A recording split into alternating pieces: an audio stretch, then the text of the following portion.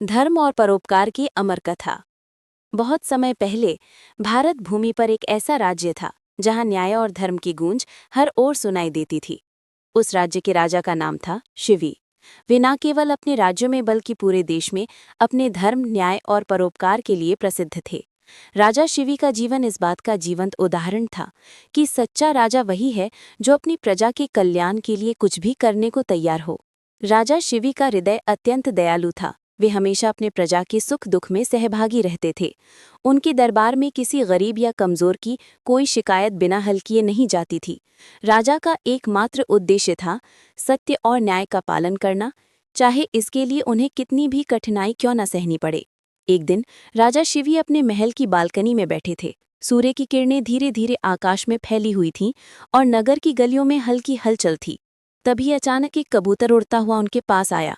वो कांप रहा था और उसकी आंखों में भय साफ दिखाई दे रहा था। कबूतर राजा की गोद में गिर पड़ा और बुरी तरह से डर रहा था। उसने फड़फड़ाते हुए कहा, हे राजन, कृपया मुझे बचाइए।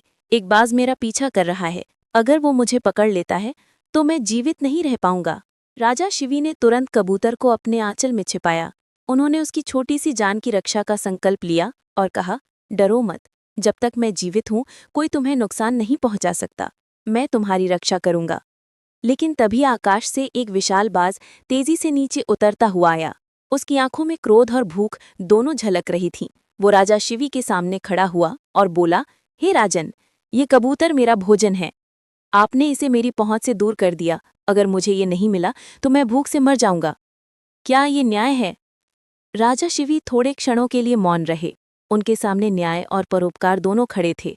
वो जानते थे कि इस कबूतर को छोड़ देना उनके धर्म का उल्लंघन होगा, लेकिन बाज को भूखा छोड़ना भी अन्याय है। राजा ने गहरी सांस ली और कहा, हे बाज, ये सच है कि तुम्हें भोजन का अधिकार है, और ये भी सच है कि इस कबूतर को जीवित रहने का अधिकार है।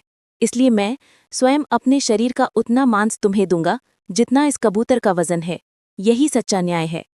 सभी दरबारियों की आंखें आश्चर्य से खुल गईं। वो सोच भी नहीं सकते थे कि कोई राजा अपने स्वार्थ और आराम को त्याग कर किसी प्राणी की रक्षा के लिए तैयार हो सकता है। राजा शिवी ने आदेश दिया कि तराजू लाया जाए।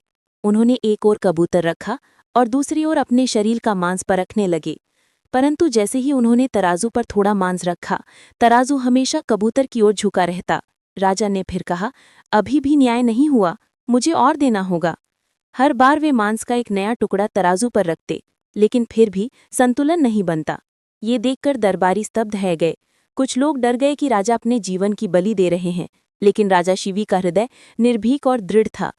अंततः राजा ने कहा कि यदि ये संतुलन अभी नहीं बनता तो मैं अपना पूरा शरीर ही इस तराजू पर रख दूंगा।